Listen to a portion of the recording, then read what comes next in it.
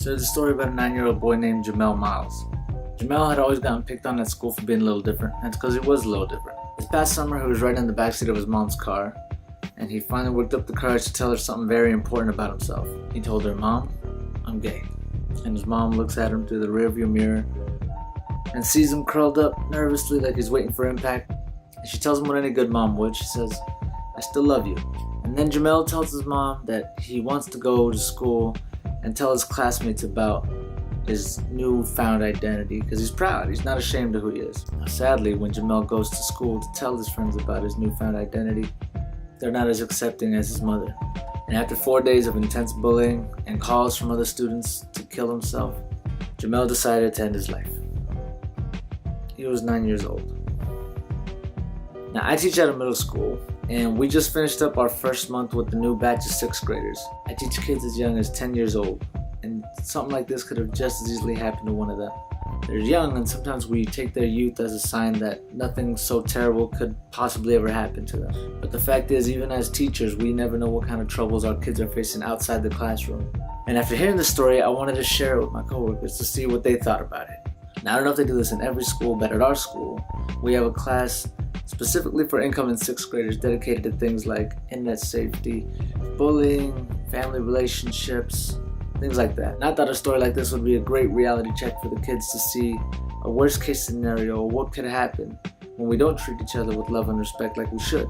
Now, I'm not of the opinion that bullying is the one and only cause of suicide. Of course, there's a lot more that plays into it. But other than the fact that bullying is just a shitty thing to do, it's definitely played a role in lots of cases like this, and it's important to shine a light on that fact. Now, I knew there would be some pushback. It is a pretty conservative place where I'm working after all. And this story is pretty heavy. There's a lot going on.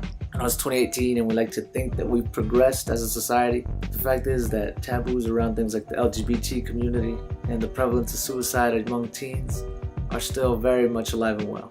And almost immediately after sharing it out, I started receiving messages from coworkers telling me to be cautious, saying that content like this is likely to ruffle some feathers with the higher-ups. They weren't being negative, they weren't putting me down, they were just looking out for me, which I appreciate. Even my principal, when I mentioned to him, he was really supportive about it. But I was a little surprised at how hesitant they were to talk about this. The community where I'm working in is no stranger to the issue of suicide. I'm in the Inland Empire, and this month alone, we've seen a startling number of suicides, the youngest being a 10-year-old student. And I understand that not every teacher is going to feel that they're qualified or even willing to lead a discussion on a topic as serious and as sensitive as this. But for me personally, sometimes as a teacher, I can feel like I'm my students' first line of defense.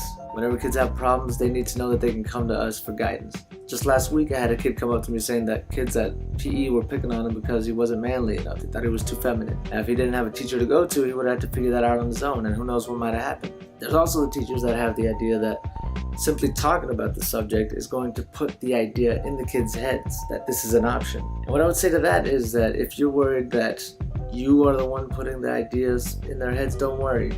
The artists that they listen to have probably already broken that barrier down for you. Today, rap is the #1 genre among teens. The YouTube channel Genius actually did a really great job breaking down how rappers are bringing awareness to the topic of mental health. I'll put a link to that if you want to check it out. But just like drugs and just like sex education, if teachers and parents don't step up and talk about it, and we let the kids figure it out on their own, it's gonna have some nasty consequences. Another comment that I got from my coworkers was that the sexual content of the story might be a problem for parents. And by sexual content, they mean the fact that the boy was gay. And that's another issue that I've been tossing around, trying to reconcile in my head. The fact that it's been 3 years since we passed marriage equality in the United States.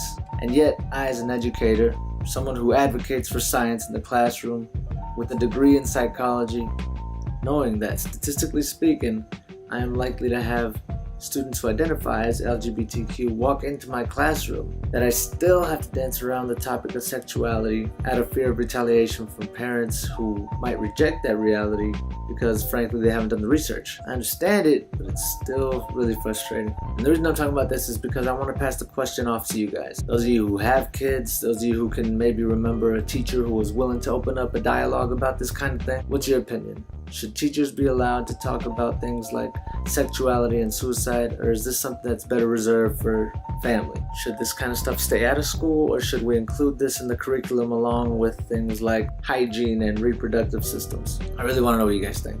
And if any of my bosses are watching this, please don't worry. I'm not using this as a poll to see whether or not I'm going to break protocol. So long as I'm a district employee, I will adhere to the standards and regulations established by the district. This is strictly for the sake of public discourse. Let me know what you guys think in the comments below. And please share this video. As a teacher, this is a subject that's close to my heart, and I'd love to hear from as many people as possible. And lastly, I just want to say, remember to love the people that you have while you have them. Send them a text, give them a call, because you never know what tomorrow's going to bring.